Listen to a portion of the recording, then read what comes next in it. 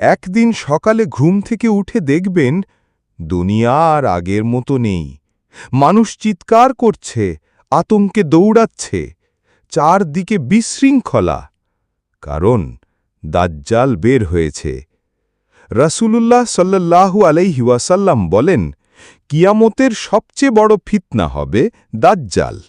দাজ্জাল হবে এমন এক প্রতারক যে মানুষের চোখে ধোঁকা দিবে। তার এক হাতে থাকবে আগুন, আরেক হাতে জান্নাত। কিন্তু প্রকৃত সত্য কি? তার আগুন হবে আসল জান্নাত, আর তার জান্নাত হবে জাহান্নামের আগুন। সে বলবে, আমি তোমাদের রব।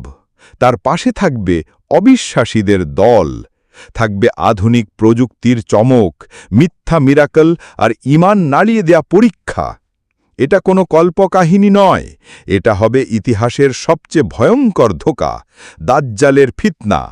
তাই এখনই নিজেকে প্রস্তুত করুন, ঈমানকে মজবুত করুন, দোয়া পড়ুন, সতর্ক থাকুন।